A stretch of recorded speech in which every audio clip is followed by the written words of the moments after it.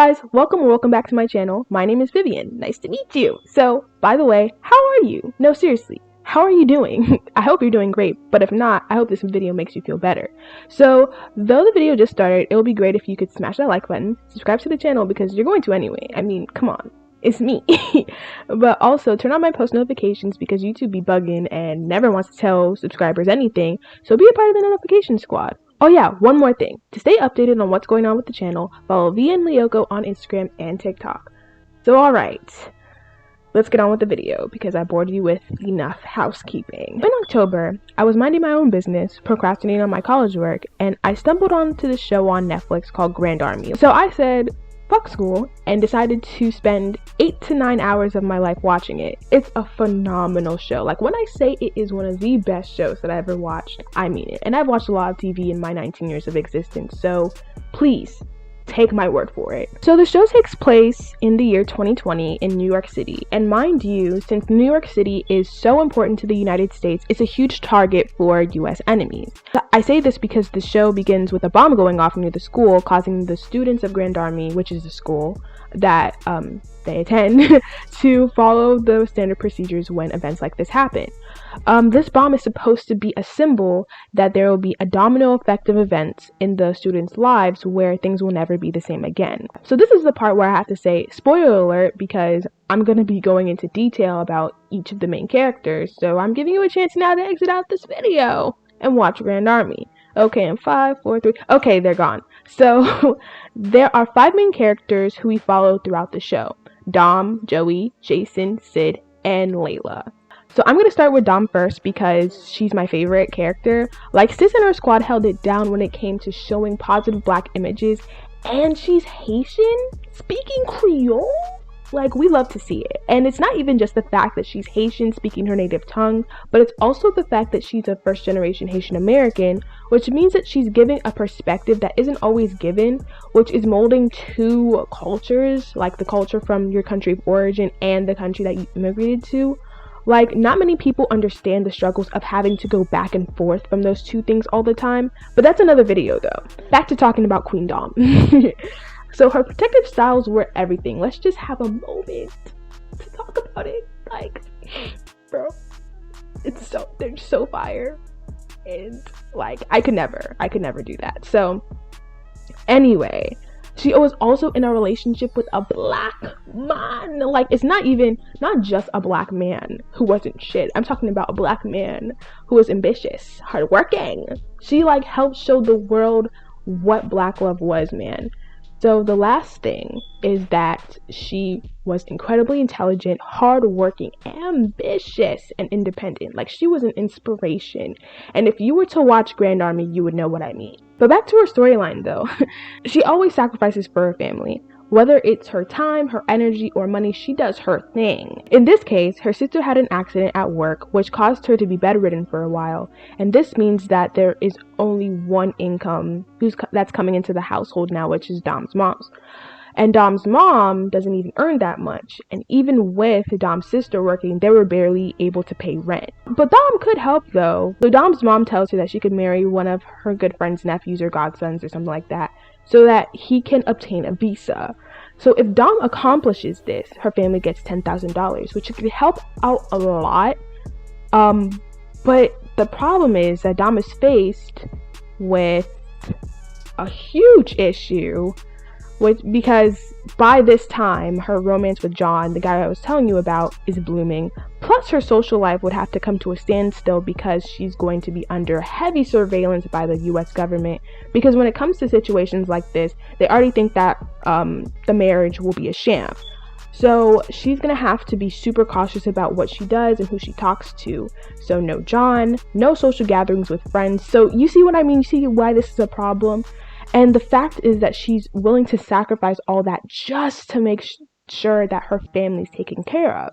But I do have to note that Sis first comes up with a great plan to acquire money to pay for the rent, because she definitely doesn't want to give up John or her friends, but it's harder and taxing. So in a nutshell, her storyline surrounds her choosing between her freedom or the well-being of her family. Oh yeah, I hated Joey. Hated her. Well, I didn't hate her. I just wasn't a fan of her methods. Like, I liked what she stood for though.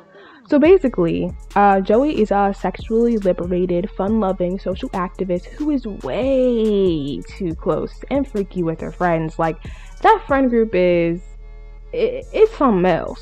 So many people who watch the show said that she is the paragon of performative activism, and I have to agree. An example of Joey exhibiting performative activism is when she started kneeling during the national anthem when students were booing because the predominant black basketball team were kneeling.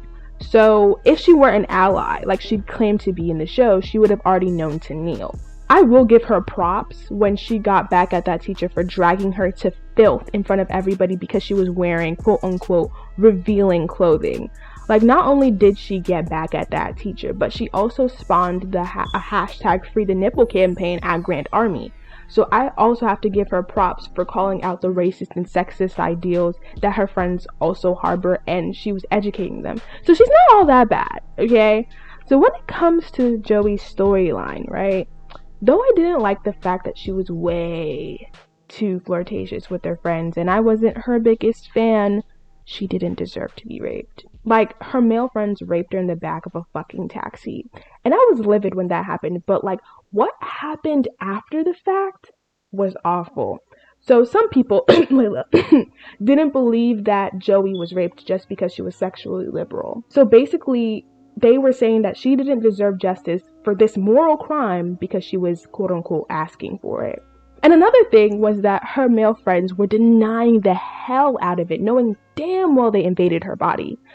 A particular male friend, Tim, who had a massive crush on Joey, but was salty that she didn't want to commit to a relationship with him, watched the whole thing, but decided not to stop it and lied about seeing it once Joey decided to press charges. There is a special place in the deepest, darkest pits of hell for chumps like him, so I hope he burns.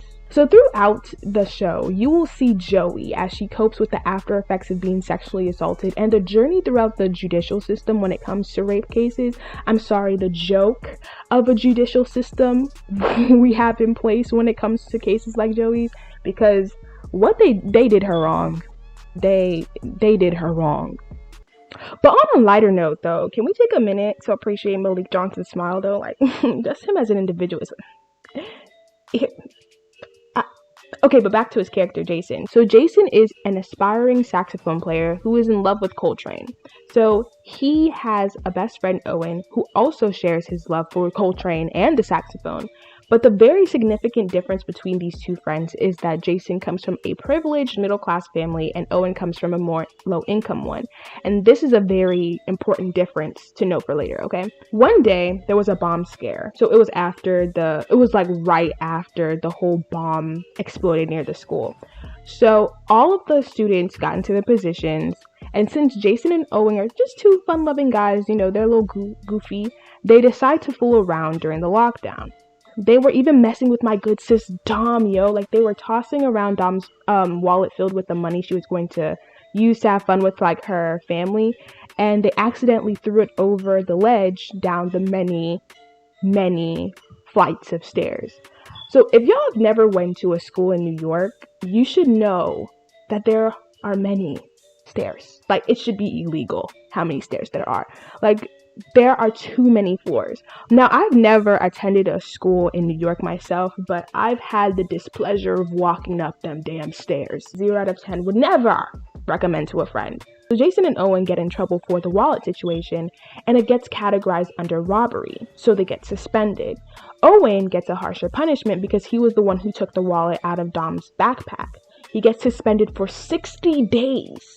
And the robbery is put on his criminal record. But Jason only gets like a week suspension, which is that's so bad. But it's not because of their socioeconomic status. I just have to note that. I'll let you know when to bring. I'll let you know. The thing is that everything could have been settled amicably between Jason, Owen, and Dom, but Joey got involved, which caused the teacher to come over and write Jason and Owen up for the incident. Yes, it was because of Joey's whiteness that caused Jason and Owen to get in more trouble than they should have. For those who are confused, listen and listen well. Okay, Black people know about the ramifications of getting in trouble at school. It is statistically proven that Black students get punished harsher than white students. That is why Jason, Owen, and Dom were going to settle things amongst themselves without having administration getting involved. Also, if Black students were to pose a complaint about something, they are more likely to be ignored. So even if Dom were to complain to administration about what Jason and Owen did, it would be more likely to be unheard. But if Joey, however, a white student, were to issue a complaint, it would be World War III up and through that school. And I know that Joey was trying to help, but I really feel like white people should actively try to understand the power they have in the US. By understanding their power, I mean understanding your privilege. I bet you never had to think about who you are when it comes to race until the whole Black Lives Matter movement came about. But people of color always have to think about our racial identity because of the power that we don't have. Do you understand me? Cool. Now back to Jason's story. I'm sorry I'm going on a lot of tangents, but it needs to be said. Just keep up. Jeez. So Owen has to attend a hearing to plead his case. In a nutshell, the board denies the plea, and he has to go through the rest of his suspension at a school that is not so pleasant. So next time you see Owen, he's all beat up and hanging out with people who are probably into some illegal shit. So Owen is essentially a victim of the school to prison pipeline. Briefly, if you don't know what the school to prison pipeline is, it comprises of students being punished for things that can be handled within the school walls incredibly harshly to where it is placed on a criminal record. Like, for example, if you were to talk back to a teacher, if sometimes like an administration could like get the police officers that are like in the school, SROs, and they could just like take them out of the school and put them into like a juvenile detention center, or like a school like Owen was placed in for a particular amount of time. So during this time, they would come to the conclusion that they're not good enough for a life of education and eventually drop out. Because they don't have a high enough education, they can't get a job. If they can't get a job, they resort to crime. You see why this is a problem? And guess what? It particularly affects students of color, especially Black students. So the reason why I noted the socioeconomic difference between Jason and Owen, see, it's coming back up, is that Owen only has music to do well in life. He is banking on his talent to be successful. Jason doesn't necessarily need this talent for him to go far because his father is well connected. So with Owen in the predicament that he's in, he gives up hope. So Jason refuses to see his friend lose hope with his dream, so he petitions for Owen to come back to school and organizes a school-wide protest. The protest was ruined because of Layla's ass. You see, I always have to bring this girl up because she irks my soul, but you'll know why. Anyway, Jason then holds a meeting with the principal, but he just brushed him off. So because he felt unheard by school administration and the other people in his life, he has a choice to make. Should he give up hope or protest on a more grand scale? So y'all are gonna have to find out what he picks because I'm not gonna spoil it all for y'all. I felt really bad for Sid. Sid is Indian, but the whole world sees him as just another brown boy who might be in league with ISIS or Al-Qaeda or whatever other terrorist organization that's localized in the Middle East. But any person of any race can join, you know what I'm saying? So once the bomb went off, Sid did not want to show his face in public at all. And I like this storyline because it gives the perspective of how other brown people view terrorist acts by the groups I previously mentioned. They hate it because they feel like it gives all brown people a bad name and it hurts their chances of thriving in countries that would use any and every excuse to oppress them. So not only is Sid another first-generation immigrant, but also a gay one. Ooh, child of immigrant parents in the LGBTQ community. There's more of them than you think, but the fact that he has to conceal it from not just everyone, but himself too, bro? He refuses to believe that he's gay. In fact, he had a girlfriend for whatever long, I don't care, and I don't know, but, and he never touched her. They never, did the horizontal mambo, if you know what I mean. But, why? Why, you may ask? Because he doesn't like the nana. He's not into box. So she was just a beard, bro. Not only Is he dealing with the stress of being a brown man in public right after a bomb attack and being in the closet? But he's also trying to get into Harvard. Everything on his application is great besides his essay, so he has to write a new one. It has to be a juicy one. So he talks about what it's like being a gay brown man in America. And obviously, he gets into Harvard because who doesn't want someone like that in their school? Diversity. Like, come on now. And the problem is that his essay gets leaked on social media. So the choice that Sid has to make is whether or not to step outside of the closet or find a way to stay in a bit longer. I hated Layla. Like, I really hated this bitch. Like, she shouldn't be called a human being at all. She's awful. And I dare someone try and convince me that she's not the assistant to Satan himself. I'll wait. I'm still not convinced. So, Layla is a Chinese girl who was adopted by white Jewish parents. So because of that, she kind of doesn't have like a personal connection to her Chinese culture, and this causes her to find herself. Though I hate Layla, I feel like she conveys the reality of what some children have to go through when they're adopted by people who don't share in their culture, which I don't find anything wrong with, but it's just that, like, if people are to choose to adopt a child who is like racially or ethnically different, they should definitely make sure that child is still able to connect to their culture in all appropriate facets. So anyway, back to Layla. As she's trying to find herself, she develops a crush on George, which is one of Joey's friends and the main orchestrator of Joey's assault. But because George is more into girls like Joey and blows Layla off to hang out with Joey, Layla does not get mad at George. Oh no, she gets mad at Joey. It's like she always has something negative to say about Joey. And that's why when Joey got raped, Layla blamed Joey for it. Like, she even said that Joey was just craving for attention when she was in the midst of pressing charges against George. Hater get? But wait, there's more. The girl sends a string of emails indicating a bomb threat to the school so that a play that she didn't get cast in gets canceled. This bomb threat also leads to the disruption of Jason's protest that he worked hard to organize to get justice for Owen. So not only did she send this bomb threat to the school because she wanted that play to get canceled, but it is also to get close to her friend again. Her friend dropped Layla because she was way too damn obsessed with George. Layla was so far up George's ass that she did not see her best friend drifting away from her because of her self-centeredness. So I have to reiterate, this bitch is selfish because she did a whole bomb threat to benefit her.